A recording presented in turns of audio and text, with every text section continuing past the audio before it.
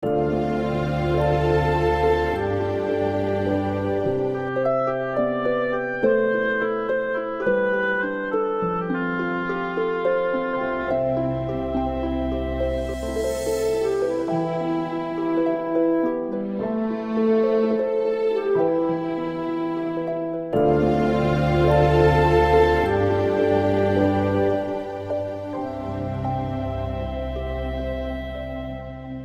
project started in 2008 as a History Society project, where we set out to establish exactly why and how the village of Husthwaite was renowned as the orchard village of North Yorkshire for the past 300 years. So we went into it by doing a questionnaire of 70 people, especially the older people in the village, who could give us factual and anecdotal evidence of exactly what it was like and what happened to the fruit, right up to the 1950s, when people were still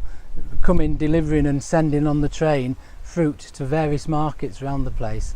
So we did that, and also in the questionnaire we asked the question, would you like to try and preserve this heritage within the village and actually do something with the existing trees, which there's still many of, that just go to the ground every year rather, no fruit is ever picked.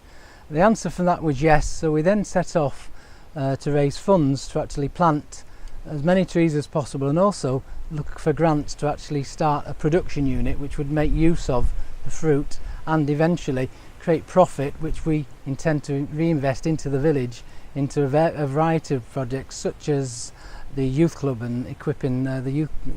youth club with some decent kit, because at the minute they've just started, and also helping fund our newsletter.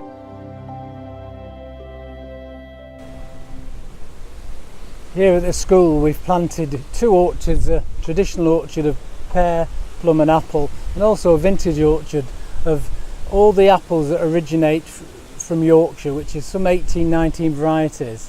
The idea being that we actually encourage the children to get involved in the project, and also to learn and be part of making the project work. So to that end we do workshops with the kids whereby we show them how to graft trees and create young trees, and also we do pressing of fruit, which is eventually coming from the orchards in the school themselves.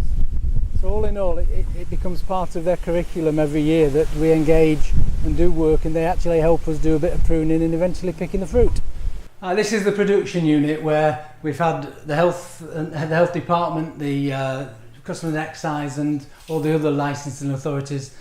approve us and pass us as being fit to produce food, and in our case beverages. So what we're doing here is we take the raw juice, we pasteurise it in that machine, bottle it into one sink, wash the bottle off, then bring it over here in these trolleys and label it behind me. And then from here it goes into the next unit, which is the storage unit, and it sits there until we hopefully sell it. Very much this was a bare wall cow byre, so this is turned from a disused building that was in disrepair to something that is now a production unit and actually adds value to the village.